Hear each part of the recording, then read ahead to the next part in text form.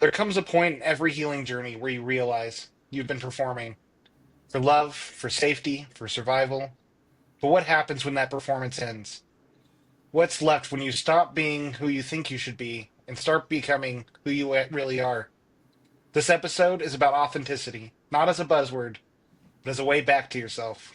The messy, beautiful, powerful truth of you. My name is Michael Perry, and I'm joined by my teacher and mentor, Justin. What up? This is the new Ashla Podcast.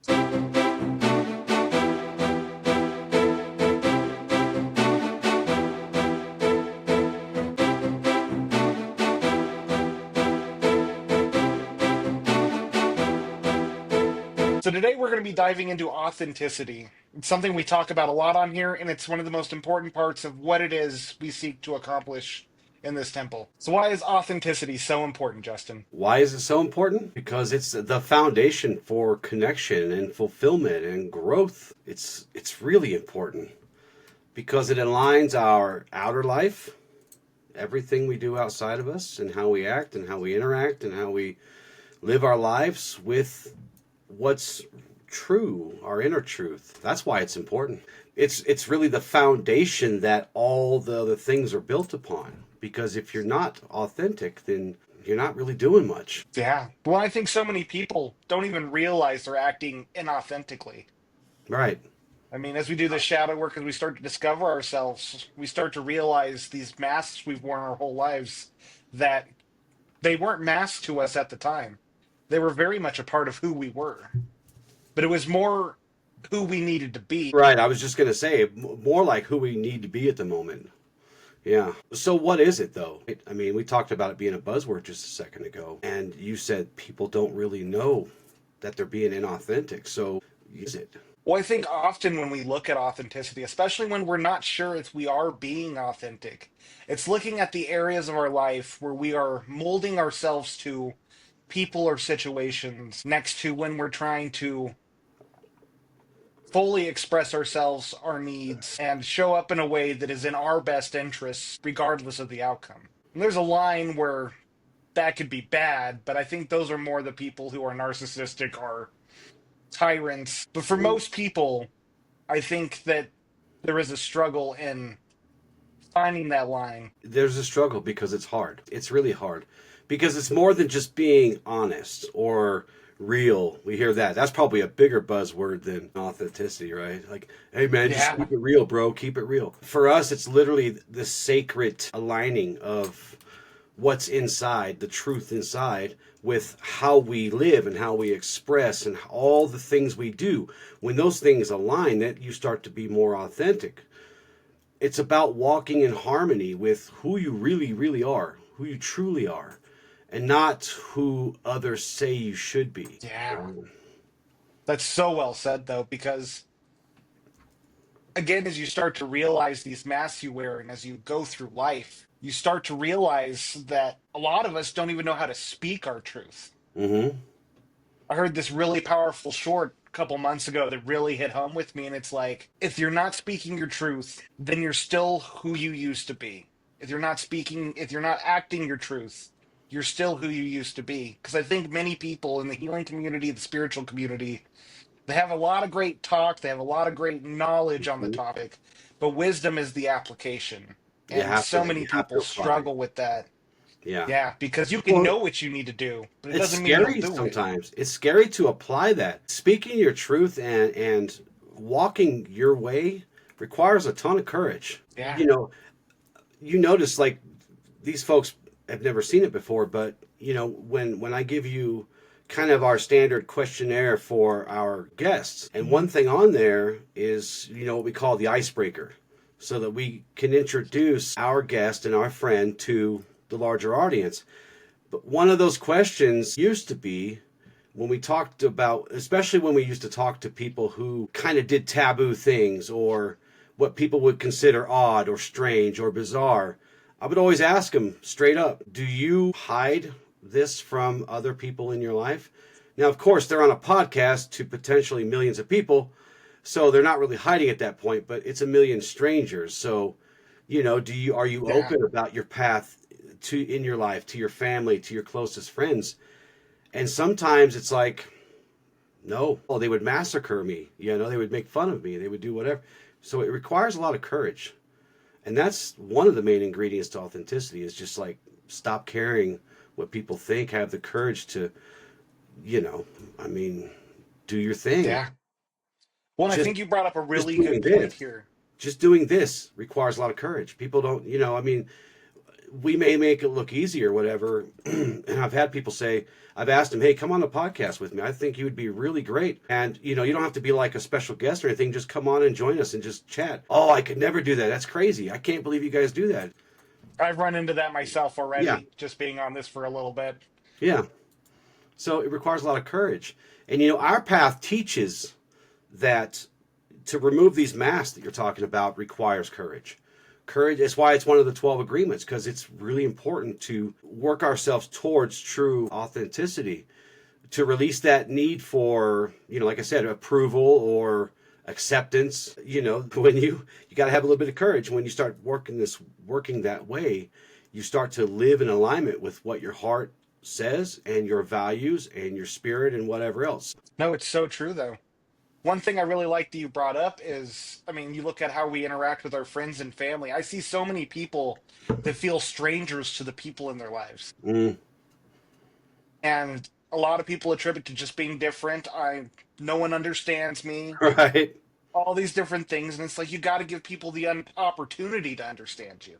I was guilty of that for many years until I realized self-expression is one of the best ways to create connection. And that was Hmm. luckily something I found before I ever got on this path. And that's one of the reasons I'm so good with people. I mean, Well, you what's want to cool? show people, What's cool about that is, so let's take our example. You know, I was a law enforcement guy. I'd stop in at the come and go. Those don't exist anymore, which is kind of sad. Stupid yeah, Maverick. it's a gas station for those who don't know what that is. Yeah. So, I had no problem. But at the beginning, we were just friendly small talk. Hey, how's it going out there? Hey, stay safe. Hey, thanks for the free coffee or whatever. And but I never ever hid any of this weird, bizarre, whatever people want to, would call it. And it actually kind of opened you up, and then you started talking about it, and then we started building a friendship around that. Yeah, Pop in, and we skip the bull crap. How's the weather? We would go right into this. So one of the things, like you said, once you learn to kind of speak and present and get that stuff out of your heart and giving people a chance to either accept you or reject you, you actually start finding your people. That's what happens. yeah, Not always, and more than not, people are still too closed off because of religion or societal conditioning, whatever. past traumas, whatever. Right. Yeah, But if you do it enough times, you'll start to find your people. So yeah, it's what you said. It's really important to just yeah. put yourself out there. Well, it's like, I mean, back in high school, I was so antisocial that I had my special ed teacher come up to me and say, we're worried we're going to have to send you to a home after high school because we're worried you can't function as a normal person.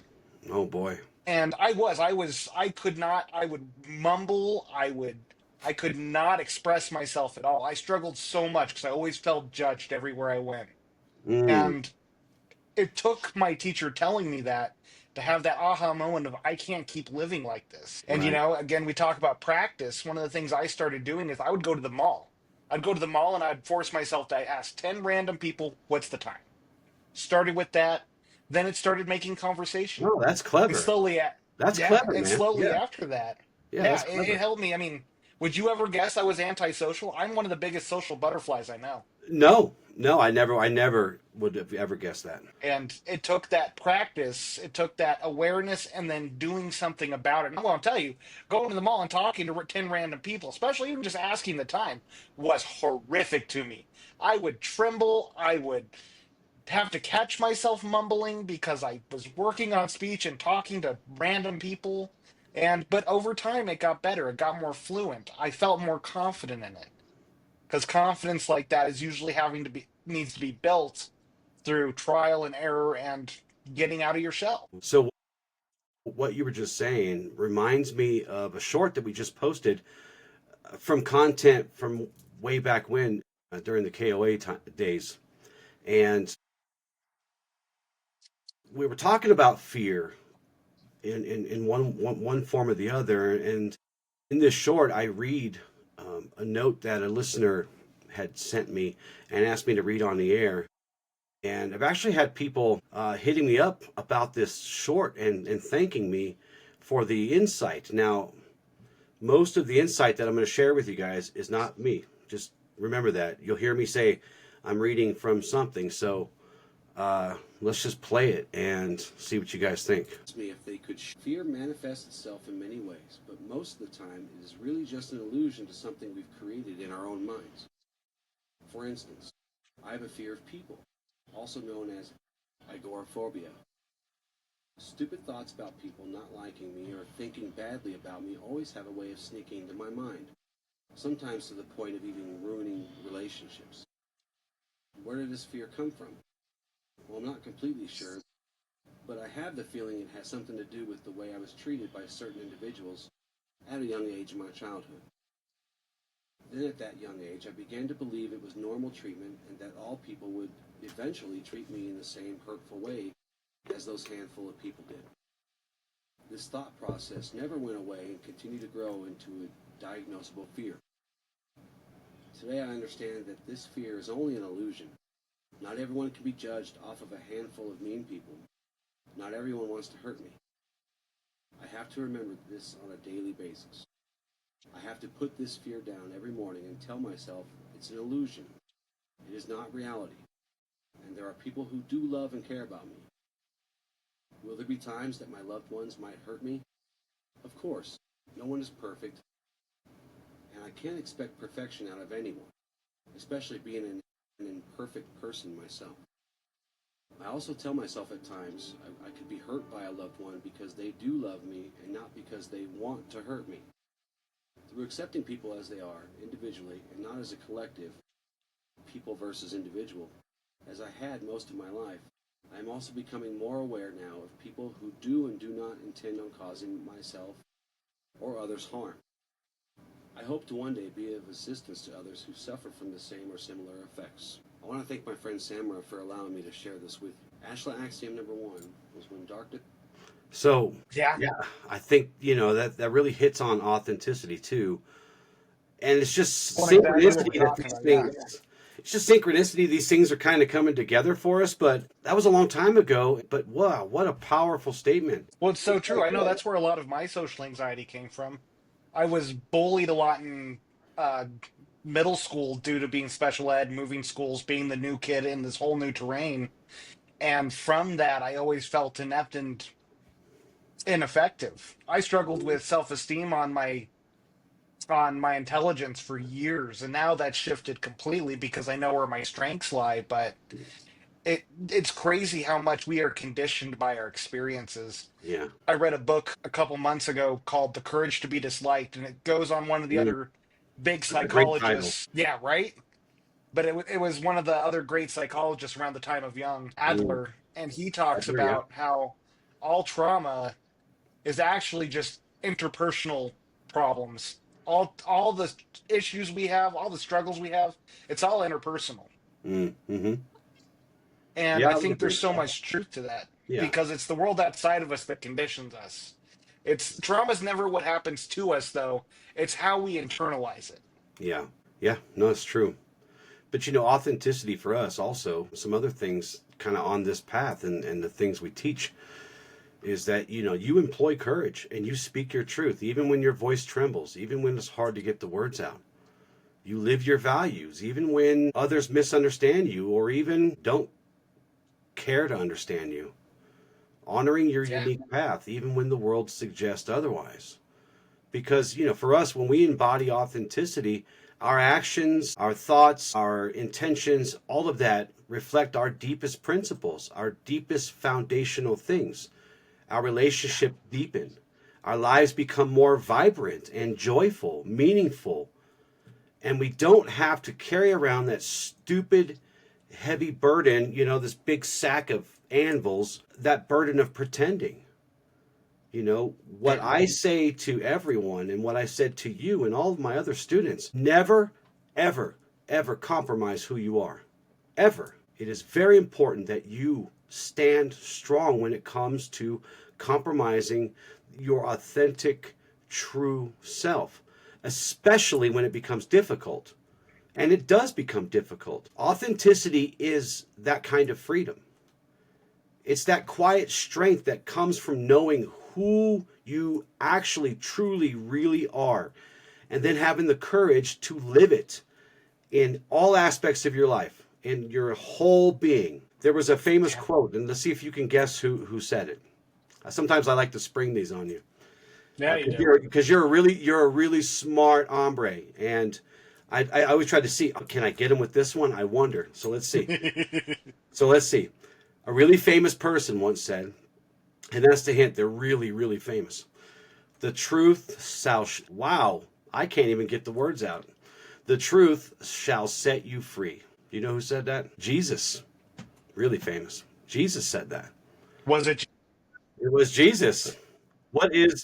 Who is Jesus Christ? Yes. So, and when you picked this topic today, I immediately went to one singular axiom. Can you guess what axiom I went to for this one? Truth and trust. Close. You're close. Truth has no regard for popularity. That's authenticity. And this means the truth doesn't bend, it doesn't compromise or alter itself based on things like approval or acceptance or applause, right? Our truth does not care about that. We should not care about that, because if we do, then we start to chain ourselves to these different things and these different peoples and these different ideas that drag us down. Truth stands apart, stands alone, steady and unchanged, regardless of who agrees with it, supports it, or even sees it. We don't care if they can see it, because we still have to present it. We still have to bring it out from our being. So for us to live by this axiom means having the courage to stand in your truth, even when it's uncomfortable, especially when it's uncomfortable and misunderstood or unpopular. Yeah, 100%. I think that's one of the biggest reasons people struggle so much. We're so afraid of offending others, as being seen as weird or off the wall. And realistically, people love that stuff. And the ones that don't are probably not the ones that belong in your life if they don't like what makes you uniquely an oddball. Or they're there to teach you strength.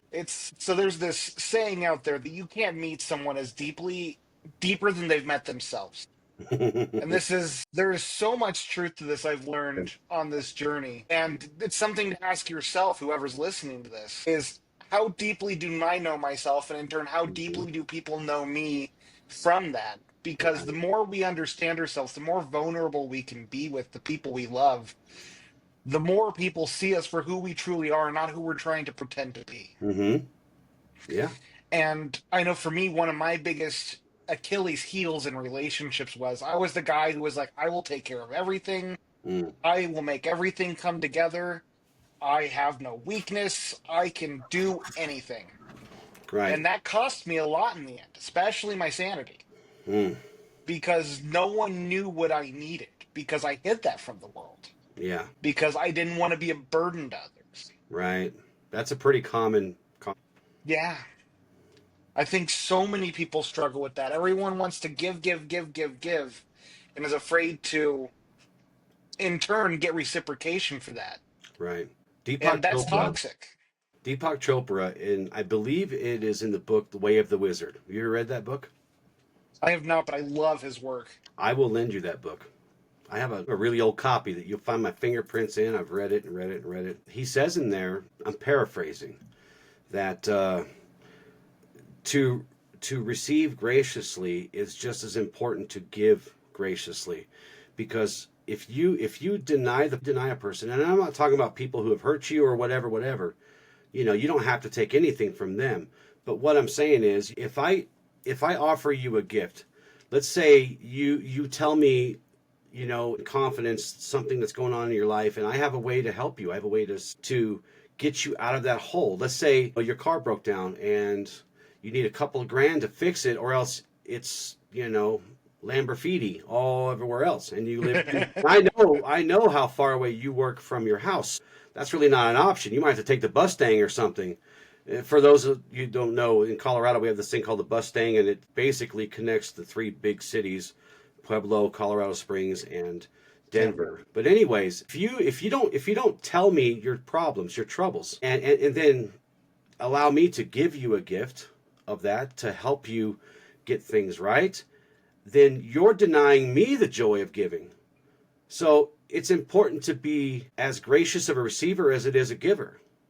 So, because listen, remember, everything's all flow. We talk about flow because everything's energy. And if you throw up some roadblocks or some walls and not let me flow through there with that gift and the joy of giving and all that stuff, then, you're kind of plugging that up. Yeah, I mean, a good analogy with what you're saying here is there anything in life you can even comprehend that does not have that has energy or flow to it, water, electricity? Is there anything that exists like that that does not have some form of equivalent exchange? Not naturally. We're the ones Yeah. that screw that up. We screw that up all the time, but we as Yeah. human beings, and even me too, from time to time. Yeah, the rain comes from evaporated water. Mm-hmm. The rivers come from the accumulation of water in lakes and from the rain. All things exist as part of an exchange. Yeah. And on that note, this is why it's important for us to speak and act in our truth, in our authenticity, despite rejection, despite misunderstanding, or even persecution. Some people do get persecuted for saying the things that you and I are saying now. But we don't do this, again, to seek popularity. We do this to seek alignment with something bigger and deeper than us. And in doing so, we illuminate a path for others so they can follow. We do this so we can be the lighthouse in the fog, right? And help people not follow the path exactly how I walk it or you walk it or how we teach it or whatever, but to just find a path, find themselves, their authenticity, find their purpose, and then walk that path, blaze that trail all the way through to the other edge of the universe. You don't measure. For those who love to give. Go ahead. Go ahead. For those who love to give, I mean, the greatest gift you can give anyone is to be an example. Right. I can say I have sacrificed myself for many years for relationships, for people I care about, and I have found the most powerful service I can give anyone is to be a role model, to stand in my values and show others that it's possible, and not only that it's possible, but that it's not perfect. Because I think that's the other place we all get hung up, is we all hold ourselves to these golden standards, these movie-style lives, and we forget we're human. We forget we're not perfect. Right. Yeah, it's true. And we don't measure, you shouldn't measure your truth by how many people like it or approve of it. And in this day and age, it's all about likes. It's all about shares. It's all about, I'm not going to sit here and bullcrap you guys.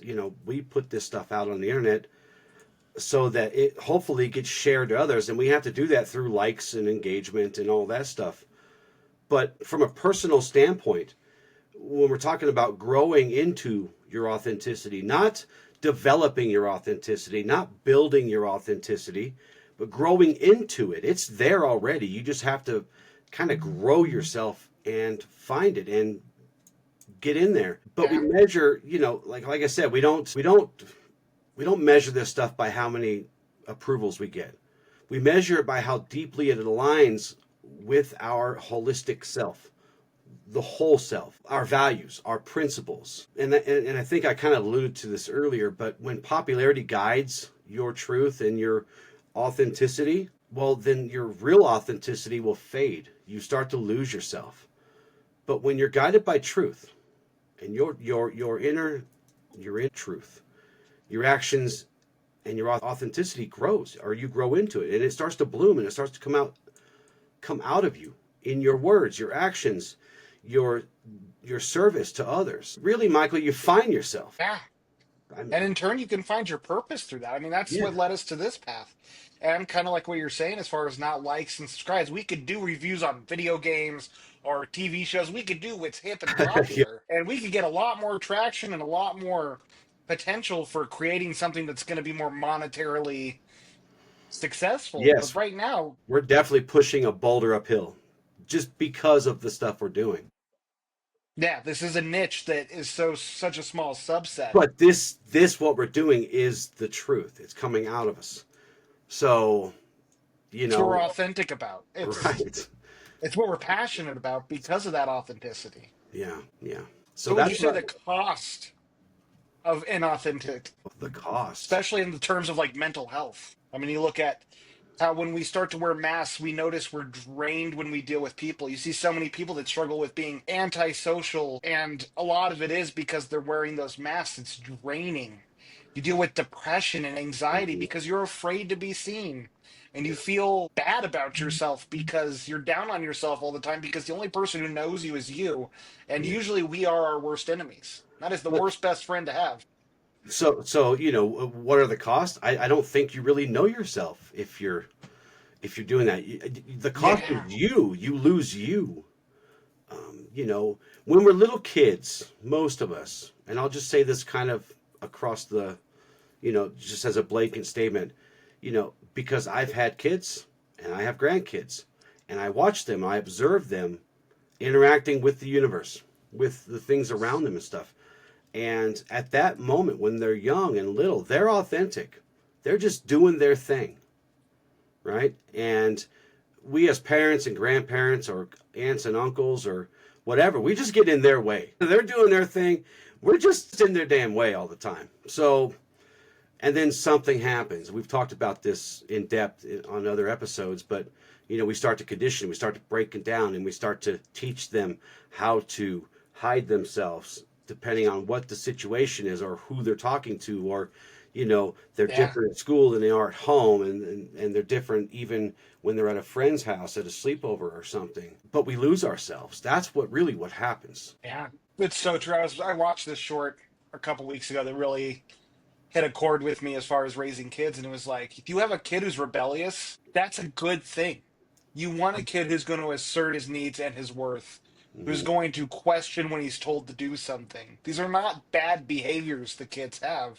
Yeah. It's all about your tolerance and temperament to deal with them. But this is not something you want to teach out of them, to a degree at least. Yeah. Like, Yeah. Especially if you've gone through it, which all of us have. Every single one of us have gone through forget. And let's not even talk about all the stuff we forgot for those who believe in what I'm saying from all the other past experiences before childhood in this life.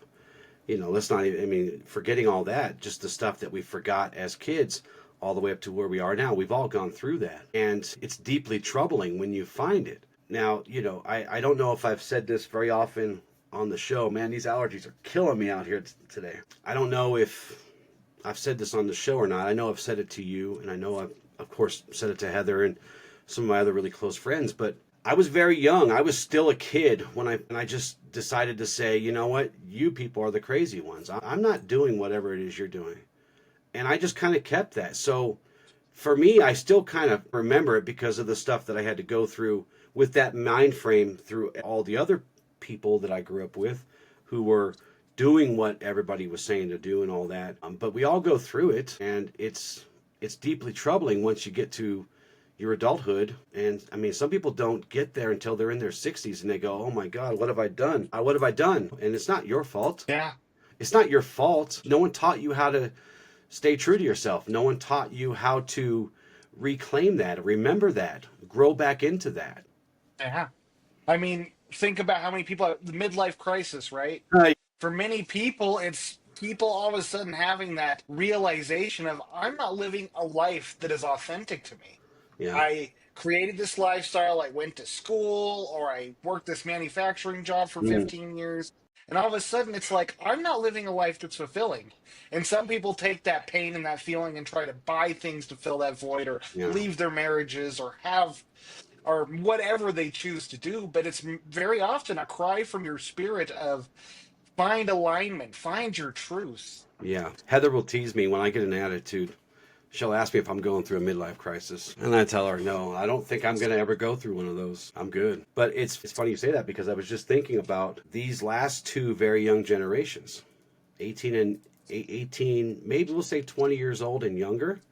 I don't think they're going to go through those midlife crises because they see through the bullshit of the dream. They see Yeah, through it, right? so I don't think we're going to have those anymore once we cycle through the generations and these last two or the two newest ones. I think they're over it already. I think they've starting to see through, for those of you who aren't in America, but we all know the American dream, get a job for 25 years, get a house, get a car, have 2.5 children or whatever. You know what I mean? So white picket fence and 3.5 dogs or whatever the number is, they're seeing through that, and I don't think that's a bad thing. No, I don't I'm think okay so with at it. all. I'm okay with it because they're not going to have later on in life some of these problems. Now they have, and they're going to be the ones really to kind of break through the ice and do something new and set us on a new course.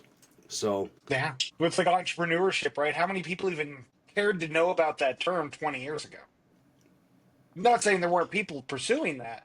And it is much more readily available now, the resources to do so. But many people it wasn't even on their radar. well, the resources are there because it's almost necessary. You can't work a regular Yeah. job. You have to have like 6 side hustles too, you Yeah. know? And as you said earlier, this is not a side hustle for us because we could be doing more popular content, more popular type content, video games and stuff like that. Or even, what does Annabella call it? Rage bait. We could make a lot of money doing rage bait. That's where the money is because people are really divided now, and you see a lot of rage bait content on. And Yeah, you do. I I've my never heard that term, but God, there is so yeah, much rage bait out it there. is, man. I just think about it in that filter. It's like rage bait, like, you know, I hate the color purple, and F you if you like yellow or whatever, and people will flip out. They freak out over some really weird stuff. I don't see a Yeah. lot of that on my feed because I think I've got my algorithms trained to kind of give me the stuff I like to see, more Same positive here. stuff, kittens fighting with lightsabers or whatever. Yeah. Well, it's like the old journalism term. If it bleeds, it reads. Yeah, that's exactly. People want chaos. They People want do. chaos. It's what gets their attention, what gets them fired up. And unfortunately, most media out there, especially when you look at influencers, there's so much, not even misinformation as much as exasperations of things that are Yeah. happening that create complete rage bait. Like you said, I Yeah. love the term. I've never heard it, but it Yeah. fits. Oh, yeah. She'll come up to me every once in a while and say, "Hey, Dad, look at this rage bait," and I'm watching it and I'm like, "Wow." Now it doesn't it it it can't grab onto me because I'm just like, "That's dumb," But but I've had a lot of practice kind of keeping that crap away from me, I guess maybe. But I can see why it Well, it's because divides you don't people. engage. I mean, Yeah. it's like one of the big epiphanies I've had. We talk about nervous system, right? It's like I used to be so engaged in really dark shows like Game of Thrones. I loved that show so much because of how it made me feel. Hmm. And I realized that's a lot of that shadow, right? It's a whole bunch of these emotions that I don't feel safe Oh feeling, so I yeah, dude. watch them played out. It's the perfect recipe. Sex, murder, like all these primal human things, all wrapped into one show. I think I made it through 3 episodes of that. I'm like, I can't watch this.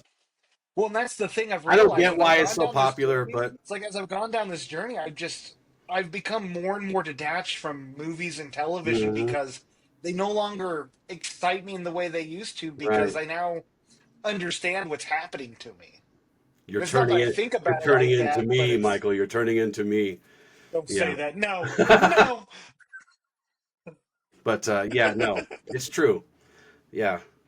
Yeah, this path does kind of make us a little more stoic, if that's the best word I can think of. But Not, we're not as enticed by how would I phrase it? We're not as corruption. What's the word I'm looking for here? You see what I'm trying to say. yeah, well, yeah, kind of those things that try to appeal and attract to those lower things, that lower self, that kind of more egoic part, where, as we continue on this path forever and ever, we kind of marry the soul and the ego, and those ankle biters just don't do it. It's just that stuff that's kind of biting It's at no your longer ankle. relatable. It just doesn't. Yeah, you're just like, what the hell is that?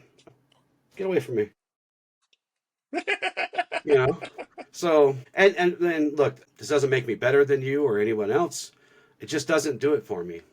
It just doesn't. But if that's your thing, high five. So we were talking earlier about authenticity in relationships. Yeah. Let's talk about what authenticity feels like in a relationship. When we are in a relationship and we are being authentic, And for many of you listening, think to a relationship where you feel most of yourself, where you feel revitalized after spending time with them. Because that's probably the biggest thing for me is when I spend time with people who I can be authentic around, Hmm. I don't feel drained afterwards. I feel that much more energized. Yeah. So they feel like home.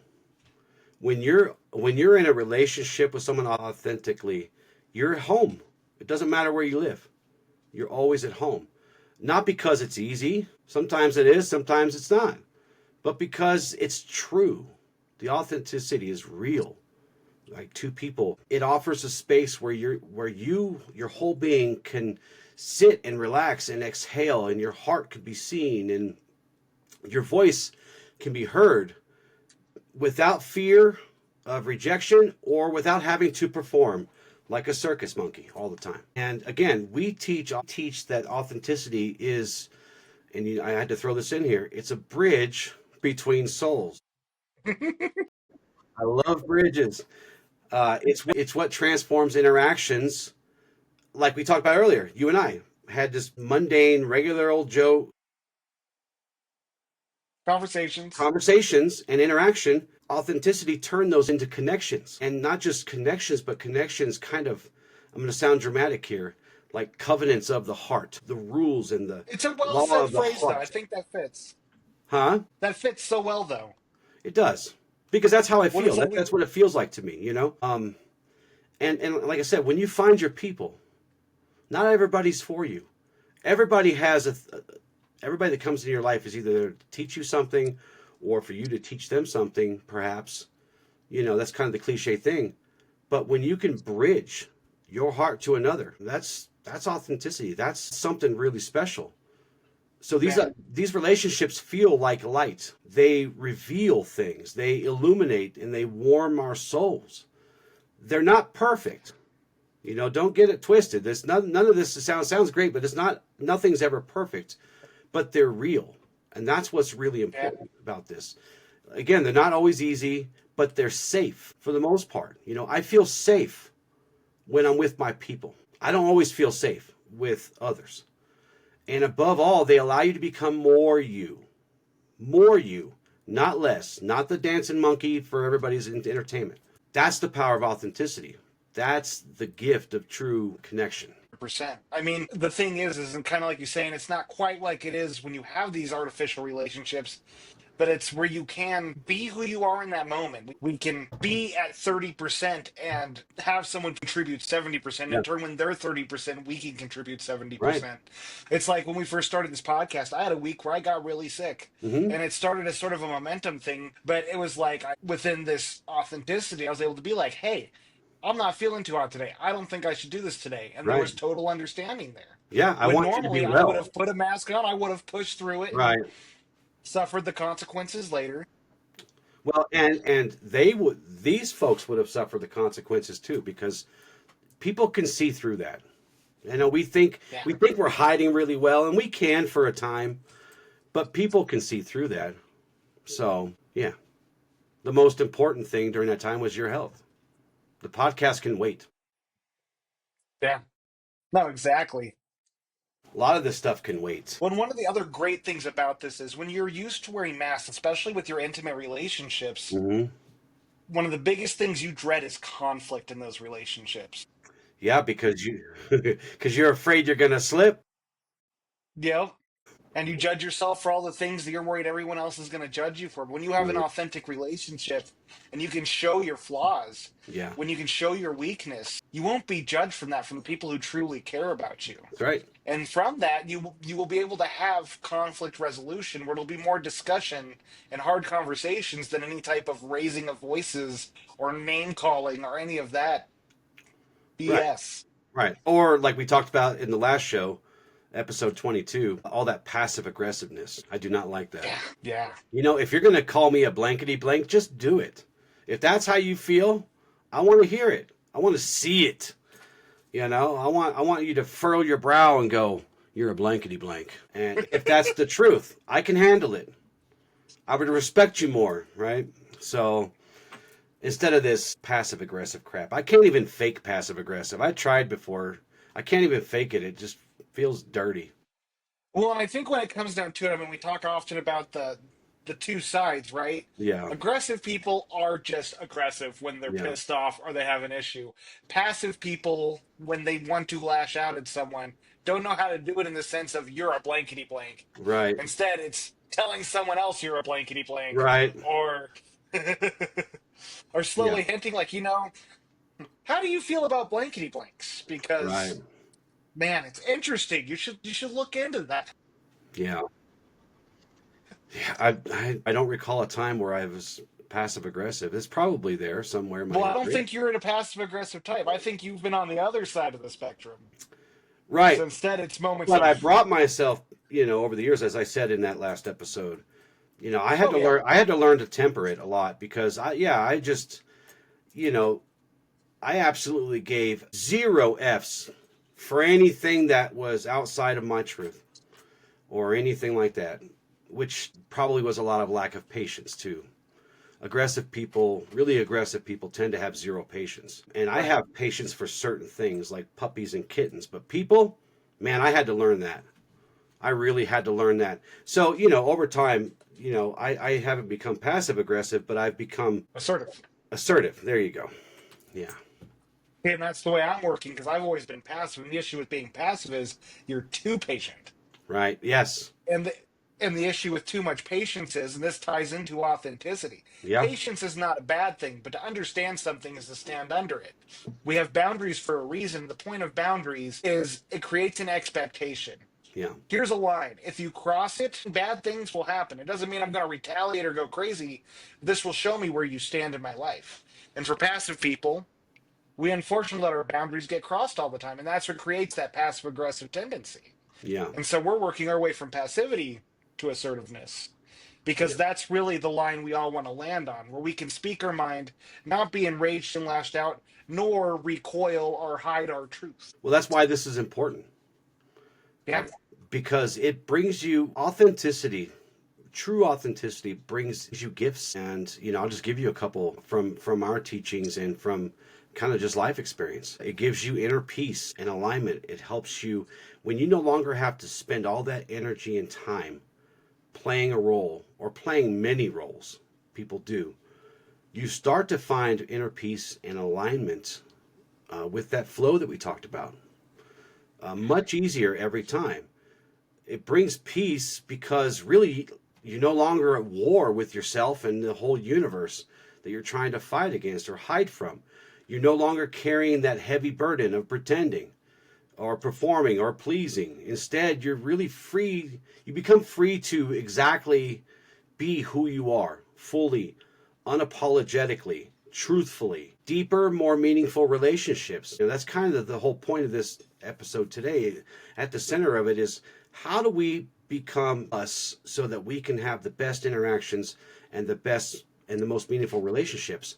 Well, this is why it's important because it gives you those deeper, more meaningful relationships.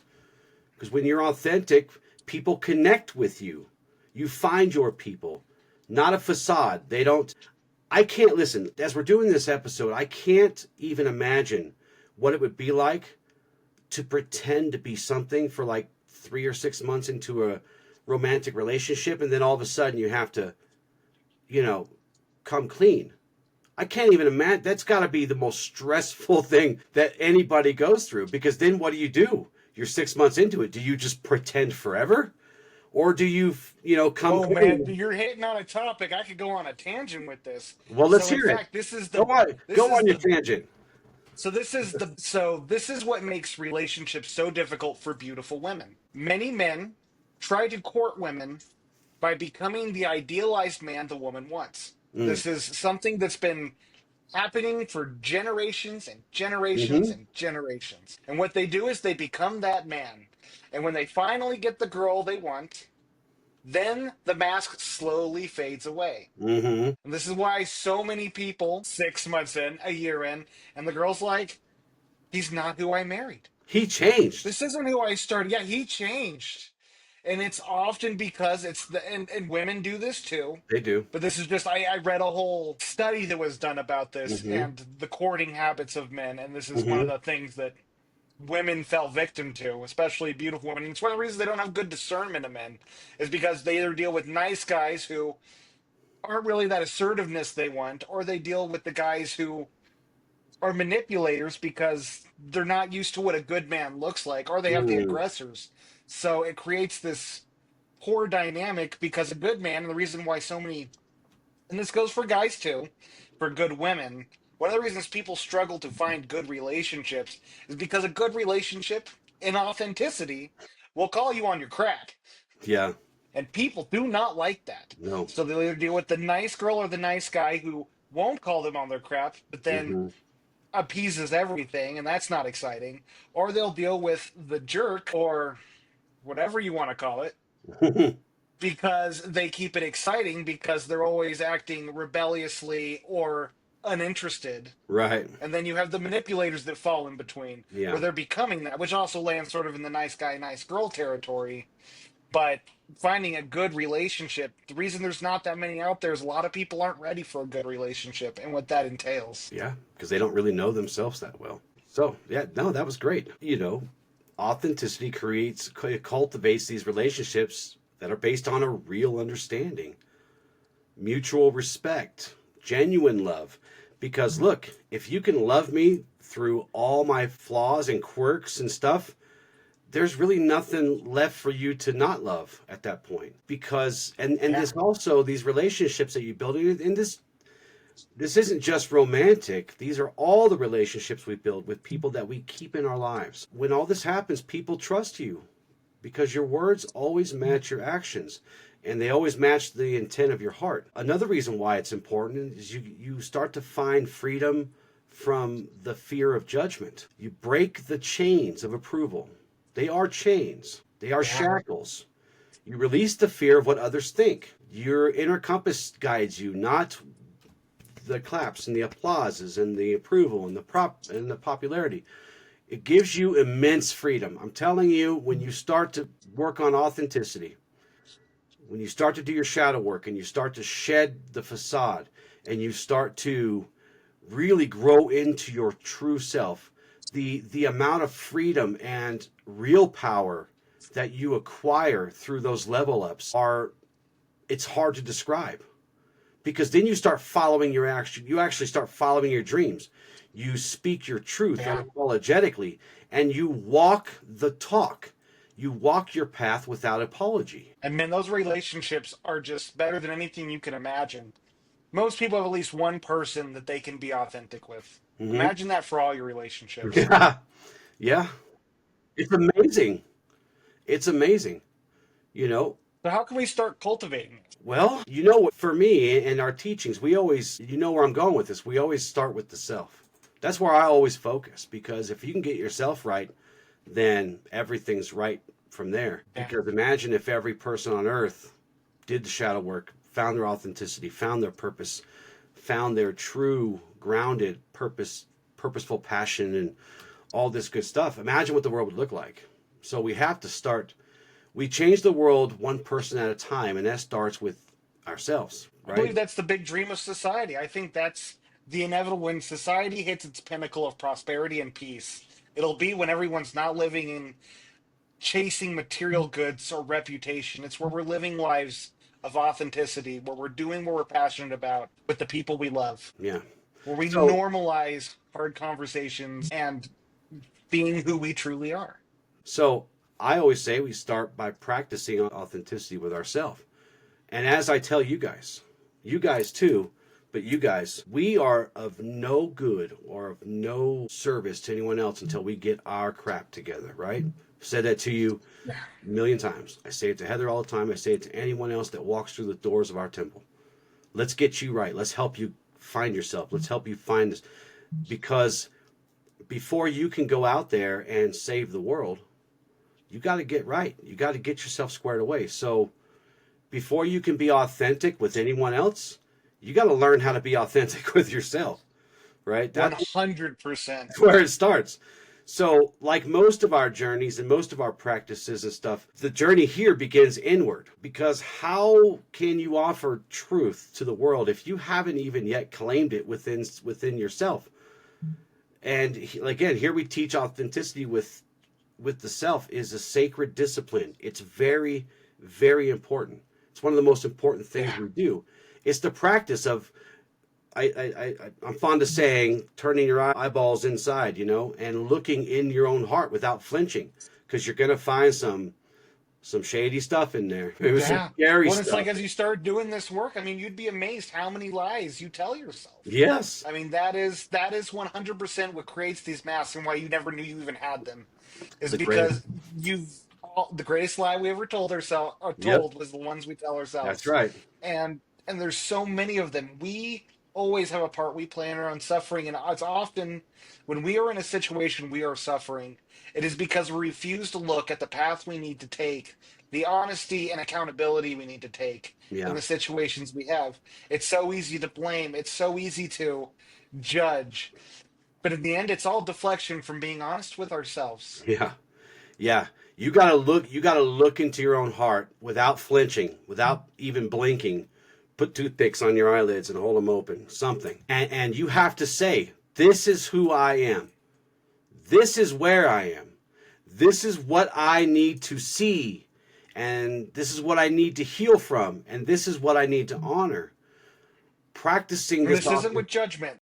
Yes, exactly. And you practice this authenticity with yourself. Understand it's one of the most courageous and loving things you could do for yourself. It is just throwing the doors open into yourself, deep into yourself, step by step. Because when you know yourself truly, deeply, and without any of this illusion, the smoke and mirrors and all that, you begin to live with clarity, and you start speaking naturally with honesty, and you'll love with freedom. Once you're rooted in your own truth, your entire life just shifts into a whole different thing. Yeah. Well, and it's crazy. And I mean, again, this does take a lot of practice as you begin to uncover these little truths within inside yourself. It is it is a difficult process. One of Justin's favorite books, The Four Agreements. And this is where you'll find a lot of these lies that you have convinced yourself on. You go through things in life and you agree with yourself that this is how life works or this is how Mhm. you need to behave. And you don't consciously think of that. Oh, I need to appease these people because that's how I'm going to feel safe. No one thinks that. No one Yeah, thinks that. you were sold a bill of goods as an ignorant young person. It's not your Yeah. fault. It's not your fault.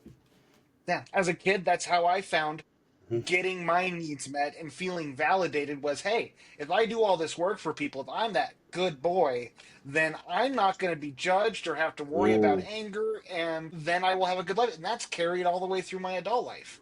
That's my inauthenticity because it's always let me do for others so I mm, can feel for myself. Instead of let me do for myself so I can feel for others. right. Because there needs to be a line between where we are with people. That's enmeshment, right? Yep. So many people live in enmeshed relationships. We talk about unconditional love and attachment. Enmeshment is where we end up blurring the line between ourselves and others and what we need to sacrifice in order to maintain other people or Yeah. those relationships.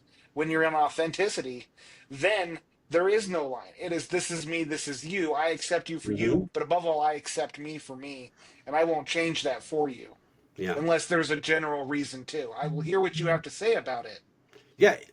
If it's a point of growth for me, I am happy to grow and change beyond whatever I am at that point. Yeah. And when I say don't compromise yourself, I don't mean close yourself off from growing and learning.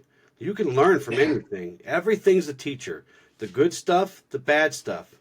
It's just the lessons are a little more fun here than they are here, but they're lessons nonetheless. So, Yeah. And that's part of being authentic. When you can have those hard conversations with the people you care about, if someone's messing up, getting into addiction, or mhm, taking a bad course in life that you can tell is going to end bad, it's being able to hold that, them to hold that space for you to be like, hey, I noticed this and I'm concerned about you.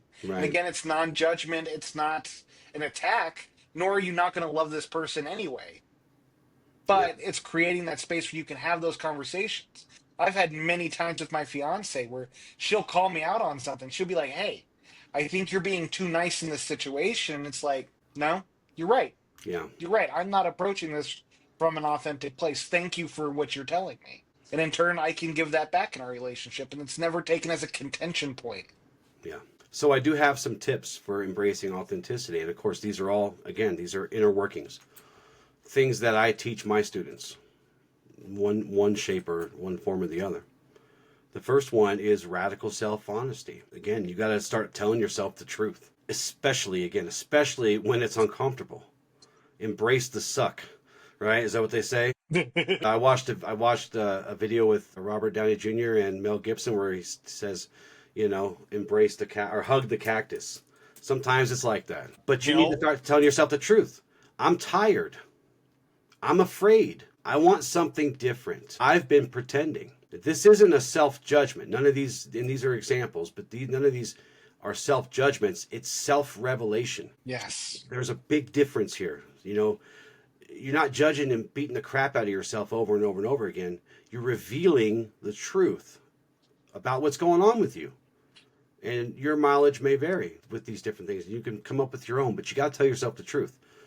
That's where transformation begins. That's where the alchemy starts to change you. Truth spoken inwardly becomes the foundation for the truth that you're going to live outwardly, right? Of course, we go back to daily stillness and reflection and mindfulness. You can't be authentic if you don't ever stop long enough to hear yourself and to see what you're doing, to notice the triggers and the quirks and maybe the habits that are not good for you. Make space in your day, even if it's just a few minutes. Check in. One of my favorite books from Deepak Chopra, ironically, I've read it. Probably one of the most read books I have, The 7 Laws of Spirituality. Mm-hmm. And one of those laws is the law of stillness, and it's Mm-hmm. taking time. Your mind is constantly trying to spit things up. You need to let it get all that crap out. And you need to go camping for a week. No technology, no one else there. Let your mind do its thing and watch how you find peace after you let your mind go through its cycles and do its thing. I know this year I'm planning on at least taking a 3-day weekend to go camping by myself, to give myself that time to let my mind just decompress and get that out of there. Mm-hmm. Stillness is so important because we don't give our minds time to breathe. It ends up bottling and it becomes a storm of chaos. Yeah, it does. And it will sweep you up in it. So when you're in these moments, check in with yourself. Ask yourself questions like, what am I feeling? What am I avoiding? Where in my being am I living out of alignment? This is your time to listen, and it's beneath the noise, it's beneath the roles, it's beneath the performance. Very important to check in. And those are a couple of tips that I would, I'll give you one more that's important, something that I teach you guys too, because it brings out someone will say it'll bring out the darkness. It kind of purifies the corruption within us. All this other conditioning, all this other crap that just really works against us. These kinds of things will kind of purify that. Speak your truth, even to yourself, especially to yourself. Sometimes the hardest person to admit the truth to is you, because the greatest lie ever told is the one we tell ourselves, right? But say it out loud. Go to a place where you can talk to yourself out loud. That's what worked best for me. I'm not okay right now. Especially if you're not good at emotional processing. I have found if you struggle with anger, one of my favorite things to do is on my drive home, I'll put on some rage music and go to it. Or if there's someone I'm mad at, I will just rage in the car and let that all out. And it's amazing how much relief and decompression that offers. Right. So, I'm not okay right now is perfectly fine to say to you if it's true. This doesn't feel right. Say that if you need to. And I'm proud. Say no when you need to. Yes, I'm proud of who I'm becoming. That's another important one too. This isn't all negative. Call yourself out for the good stuff and the stuff that's not quite so good. Your voice has power. Use it. Well, I think some other good tips is, when you're going through this, you start to discover these masks. You begin to judge yourself. It's so easy to fall into the trap of, I can't believe I did this. I can't believe I'm like this. We wind up in abusive situations and we stick through it and we're like, why did we stay in that? Right. You need to practice self-compassion for who you had to be, for these masks you've had to wear. You must show them compassion for what they did to help you survive. Surround yourself with people who honor your truth, who rejoice in who you authentically are. And notice where you are being authentic and when you're performing, when you're hiding from people. You'll start to notice the sensations in your body when you're being inauthentic because your soul doesn't like that. And Right. it'll trigger your nervous system. You'll feel it in your gut or in your heart. And it might be a whisper, but that's enough to let you know. So pay attention to your body. Let authenticity be a practice, not a goal. Yeah. Yeah. Yeah. Sometimes it says, knock it. I wonder what my spirit guides whisper behind my back sometimes. Yeah, right? Probably not anything good. Or they're just doing this a lot. I know I think about that sometimes. They're just like, this guy, he's figuring it out, but god dang it. Yeah, They have he's that one stressing moment, me they're just out. like, Yeah. because we ain't perfect. We have our No, moments. we do. We do. And sometimes I just like to, introduce a drop of chaos and just watch and see what happens. You know? Yeah. I'm like a part-time scientist or something. Just a little drop, So just shall a we? little drop of chaos. Nothing that, kills or maims. Just drop It a is little bit fun in to there. watch what happens. I won't deny I'm the instigator at work. I'm the prankster. I, we should do a show on that. What's the word I'm looking for? Archetype? Archetype. Because, well, we'll get into it if we ever do that show, but we should, because the jokester, the prankster, they carry a lot of spiritual power with them. So, I think I'd learn a lot from those kind of episodes. I know a little bit about archetypes, but yeah. yeah, that'd be a fun thing to Well, go everybody over. wants to be the warrior. Everybody wants to be the whatever. But throughout human history, it's been those archetypes that have really, really had some of the most profound Impact. impact and effect spiritually. Yeah. So we'll get into that in another show. So I got an exercise for you guys out there, especially if you are new to authenticity or wanting to start to see just how authentic you are. So, I noticed that you didn't bring us an affirmation. You want me to do that real quick before you get into your? oh yeah, no, go Yeah. ahead. Hit us with an Yeah. affirmation. Yeah. It's an affirmative prayer. It's a short one, though. I honor the truth that lives within me. I release the need to perform, please, or pretend. I'm safe to be exactly who I am. My inner light is my guide, and I walk in alignment with it. In every breath, I return to myself in truth, in love, in wholeness. So there you go. Oh, that was a good affirmation right there. On the ball you are, as always. Well, I try. I'm bringing the 30% today. I'm just, supplementing your 70. Hey, I appreciate it. So for the exercise, take some time. Go in front of a mirror and look yourself in the eye for 2 minutes. Doesn't mean don't blink, but spend time. Look at yourself. Ask yourself, who am I when no one is watching? This is such a profound question because it helps you look at what are the things that I only show myself or my pets. Right. If I want to be more It's a honest, damn good question. It is. It's a damn good question. what parts of myself have I hidden to be accepted? What do I need right now to feel safe being me? Now, these are important questions to ask yourself because it gets to your needs that you might not even know you have. As you begin to discover your authenticity, you begin to discover that you are human, that you have all these perfect imperfections. Yeah. And it's through awareness, it's through expression, and it's through connection can we find a balance in our lives with these things, Mm-hmm. the good, the bad, and the ugly. I was talking earlier about so many people are antisocial and it's because they don't know how to be authentic.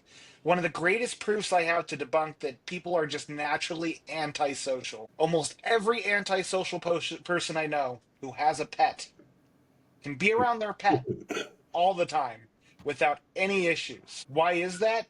Because they can be authentic around their Yes. pets. When we are in connections where we are being inauthentic, where we are wearing masks, we feel drained. When we are out in public in groups and we feel like we feel the stares around us or that we need to put on a face in public, that's why it drains us. Mm-hmm. But the more we learn to live authentically from who we truly are, the more of these things do not weigh on us anymore. The more we can dance gracefully and endlessly through life without the world draining us of who we are and of our power. For the journalers out there, ask yourself, write down, what are 3 masks I wear? When I feel most like myself, I am funny, goofy, insightful, just to name a couple. Well, if you made it this far, thank you so much for joining us today. With love and gratitude, ad lucem. Ad lucem.